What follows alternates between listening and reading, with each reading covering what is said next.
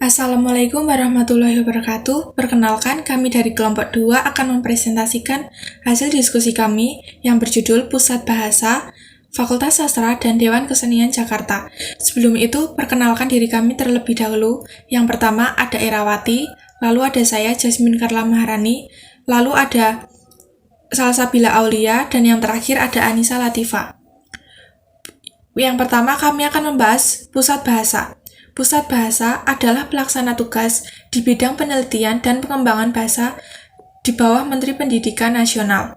Kantor Pusat Bahasa terletak di Jalan Daksinapati Barat, nomor 4, Rawamangun, Jakarta Timur. Sebelumnya, lembaga ini pernah populer dengan nama Pusat Pembinaan dan Pengembangan Bahasa pada tahun 1950-an. Sejarah perubahan nama. Pada tahun 1947, Fakultas Sastra dan Filsafat Universitas Indonesia di bawah Kementerian Pengajaran, Kesenian, dan Ilmu Pengetahuan membentuk lembaga yaitu ITKO. ITKO adalah singkatan dari Institute for Taal and Culture Onderzoek. Lembaga ini memiliki 3 bagian, yaitu bagian ilmu kebudayaan, bagian ilmu bahasa dan kesusastraan, serta bagian leksikografi. Kemudian, setelah kedaulatan pada tahun 1952, ITKO digabung dengan Balai Bahasa menjadi Lembaga Bahasa dan Budaya. Lalu pada tanggal 1 Juni berubah lagi menjadi Lembaga Bahasa dan Kesusastraan. Selama itu terjadi sebuah kegiatan penting seperti membentuk panitia KRAS Program Ejaan Bahasa Indonesia di bawah pimpinan Dr. Andes Anton. Perubahan kembali terjadi pada 3 November 1966 menjadi Direktorat Bahasa dan Kesusastraan. Lembaga ini juga melakukan kegiatan penting seperti sosialisasi ejaan baru, pameran dokumentasi bahasa dan sastra, dan diskusi kritik sastra. Pada tanggal 27 Mei 1969 diubah menjadi Lembaga Bahasa Nasional. Pada 1 April 1979 menjadi Pusat Pembinaan dan Pengembangan Bahasa dan sejak 24 Januari 2000 bernama Pusat Bahasa. Setelah berganti nama menjadi Lembaga Bahasa Nasional, semakin banyak kegiatan lembaga ini, di antaranya penelitian, seminar, diskusi, dan penataran di bidang bahasa dan sastra. Kegiatan ini berlanjut di bawah nama Pusat Pembinaan dan Pengembangan Bahasa. Dan atas nama Pusat Bahasa tahun 2000 sampai sekarang adapun fungsinya, yaitu yang pertama merumuskan kebijakan menteri dan kebijakan teknis di bidang penelitian dan pengembangan bahasa. Yang kedua, melaksanakan penelitian dan pengembangan bahasa. Yang ketiga, membina unit pelaksana teknis daerah. Prestasi Pusat Bahasa di bidang penelitian, bahasa, dan sastra Indonesia telah melaksanakan ratusan penelitian yang melibatkan puluhan peneliti dan dosen di berbagai perguruan tinggi. Pusat Bahasa juga telah berhasil menerbitkan ratusan judul buku hasil penelitian. Terhadap keberhasilan itu, masih juga terdengar keluhan orang bahwa buku-buku Pusat Bahasa sulit diperoleh di toko buku dan perpustakaan umum. Terkesan formal sehingga kurang memikat perhatian pembaca umum. Bahkan, sejumlah buku terkesan belum disunting secara tuntas. Tidak terpajang identitas atau biodata singkat dari para penulis buku, sehingga tidak diketahui siapa penulisnya. Tokoh-tokoh yang pernah memimpin lembaga pusat bahasa secara historis seperti Profesor Dr. G.J. Held, ITKO tahun 1947 sampai 1952, Profesor Dr. Priyono, Lembaga Bahasa dan Budaya 1952 sampai 1957, Profesor Dr. P.A. Hussein Jajaningrat, Lembaga Bahasa dan Kesusastraan tahun 1959 sampai 1960, Dr. Randa Sri Wulan Ruyati Mulyadi, Direktorat Bahasa Nasional 1970 sampai 1971, Dr. Andes Lukman Ali, Lembaga Bahasa Nasional 1970 sampai 1971, Dr. Dendi Sugono, Pusat Bahasa dari 2001 hingga sekarang. Kemudian tentang Fakultas Sastra. Yang pertama pada awal dekade 1970 sampai 1980-an. Nama Fakultas Sastra di Indonesia belum populer kecuali Fakultas Sastra Universitas Indonesia, kemudian Universitas Gadjah Mada dan Universitas Pajajaran. Lalu pada tahun ini perkembangan sejumlah fakultas sastra belum menyentuh esensi yang mendasar. di mana peningkatan kualitas sumber daya manusia yang sebenarnya merupakan modal penting dalam pembangunan sektor kebudayaan.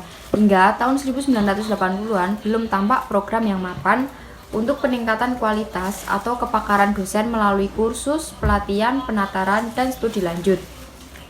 Lalu kemudian ada MS Huta Galung, C. Unasution, Bon S. Omar Jati, Berang Putih sudah dikenal sebagai pakar sastra Indonesia. Bahkan mereka sudah menerbitkan buku kritik sastra melalui penerbit Gunung Agung. Lalu pada masa ini juga bertebaran perguruan tinggi swasta yang hanya papan nama dan tidak mengindahkan persyaratan pokok. Di bidang pendidikan tinggi mulai bertebaran perguruan tinggi swasta yang berjanji menyiapkan tenaga terdidik untuk sektor ekonomi dan industri. Pertumbuhan yang berlebihan pada awal tahun ini sempat meresahkan masyarakat. Di sini juga terdapat kondisi internal seperti keterbatasan fasilitas dan staf pengajar, kondisi internal seperti ketimpangan konsep dasar pembangunan Orde Baru yang cenderung memandang masalah kebudayaan atau humaniora sekedar pelengkap kehidupan. Lalu Orde Baru ini mendorong pembangunan ekonomi di negeri kita di bawah semboyan modernisasi bagi masyarakat Indonesia. Lalu yang kedua, pada tahun 1974. Pada tahun ini terdapat pembenahan permasalahan PTS oleh Direktorat Perguruan Tinggi Swasta Departemen Pendidikan dan Kebudayaan. Lalu yang ketiga, pada tahun 1979 sampai 1983 terdapat konsep pembinaan dan pengembangan PTS dirumuskan dalam pembangunan 5 tahun pertama atau Bilita 1. Tujuannya membantu PTS agar dapat berfungsi secara bertanggung jawab, mendorong peningkatan PTS agar mampu mandiri dan mendukung sistem pembangunan pendidikan tinggi nasional. Lalu, pengembangan PTN cenderung mengutamakan prodi yang dipandang relevan dengan kebutuhan pembangunan pada masa itu, seperti ekonomi, industri, dan teknologi. Karena pada saat itu, prodi tersebut dianggap lebih menjanjikan masa depannya. Sedangkan Fakultas Sastra dianggap tidak menarik dan masih membingungkan untuk profesi atau pekerjaan di kemudian hari. Selanjutnya, pada 4 Februari 1987, ada HISKI atau Himpunan Sarjana Kesusastraan Indonesia dengan Sapardi Djoko Damono sebagai ketua umum yang pertama berhasil melaksanakan pertemuan ilmiah nasional atau PILNAS. Pertemuan itu dilaksanakan di Pusat Bahasa Jakarta. Ratusan makalah ilmiah dari sekian PILNAS itu jelas merupakan khasanah pemikiran dan gagasan yang penting dalam dinamika ilmu sastra Indonesia. Kemudian terdapat pada sejak 1979 kegiatan PIPSI berlangsung, yakni kegiatan seminar berkala tahunan di kalangan perguruan tinggi negeri dan swasta se-Jawa Tengah dan Daerah Istimewa Yogyakarta. Lalu yang keenam, pada tanggal 26 sampai 27 Februari 1979 pertama kali PIPSI berlangsung di Semarang dan dapat berlangsung setiap tahun, tepatnya pada bulan Oktober yang sampai sekarang diperingati sebagai bulan bahasa. Lalu tahun 1980 sampai 1990 terdapat banyak seminar di luar agenda HISKI dan PIPSI. Seiring berjalannya waktu, kampus Fakultas Sastra di berbagai universitas telah bermunculan pakar sastra generasi baru dan terdapat sejumlah pakar sastra yang semakin mapan di Medan, Jambi, Pekanbaru, Lampung, Banjarmasin, Makassar, Kendari, Manado, dan lain-lain. Serta banyak pihak yang berperan dan berkontribusi dalam dinamika ilmu sastra Indonesia, yang mana termasuk pusat-pusat studi sastra Indonesia di luar negeri yang berkemungkinan juga semakin profesional. DKJ atau Dewan Kesenian Jakarta adalah salah satu lembaga otonom yang dibentuk oleh masyarakat seniman dan dikukuhkan oleh Gubernur DKI Jakarta, Ali Sadikin, dengan surat keputusan SK nomor LB 3/2/19/1968 tertanggal 3 Juni 1968 tentang pembentukan Dewan Kesenian Jakarta. Anggota Dewan Kesenian Jakarta diangkat oleh Akademi Jakarta atau AC dan dikukuhkan oleh Gubernur DKI Jakarta. Pemilihan anggota DKJ dilakukan secara terbuka melalui tim pemilihan yang terdiri dari beberapa ahli dan pengamat seni yang dibentuk oleh ACI. Nama-nama calon diajukan dari berbagai kalangan masyarakat maupun kalangan seni. Masa kepengurusan DKJ adalah 3 tahun. Tokoh yang pernah memimpin yaitu ada Trisno Soemardjo pada tahun 1968 sampai 1969, ada Umar Khayyam 1969 sampai 1972, terus ada Haji Rosidi pada tahun 1973 sampai 1981. Kemudian ada Salam Said, ada Zuleikar M. Sukarman, dan N. Riantrino. Kemudian ada tugas dan fungsi dari DKJ.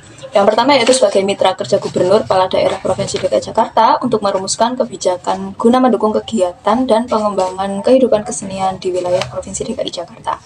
Kemudian menyampaikan usulan program pengembangan kesenian, terus memantau perkembangan kehidupan kesenian, mengevaluasi pelaksanaan program tahunan, dan menjalin kerjasama dengan pihak-pihak lain. Kemudian ada komite. Kebijakan pengembangan kesenian tercermin dalam bentuk program tahunan yang diajukan dengan menitik beratkan pada skala prioritas masing-masing komite. Anggota DKJ berjumlah 25 orang, terdiri dari para seniman, budayawan, dan pemikir seni, yang terbagi dalam 6 komite. Yang pertama ada komite film.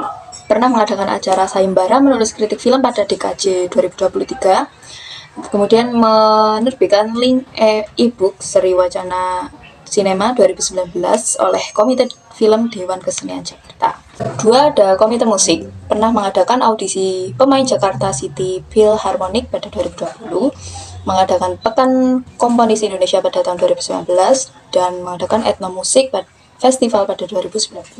Yang ketiga ada Komite Sastra, pernah mengadakan sayembara manuskrip puisi Dewan Kesenian Jakarta pada tahun 2023, pernah mengadakan Open Call Jakarta International Literary pada festival 2022, kemudian mengadakan sayembara kritik sastra Dewan Kesenian Jakarta pada tahun 2022 yang berjudul Modernisme oleh Chairil Anwar dalam rangka peringatan 100 tahun Chairil Anwar. Yang keempat ada Komite Seni Rupa yang menerbitkan baru DKJ Jakarta Bienal dengan berdonasi untuk korban pandemi. Kemudian mengadakan Coming Soon Beyond Esok, Notes and Postscript from the Jakarta Bienal pada 2021.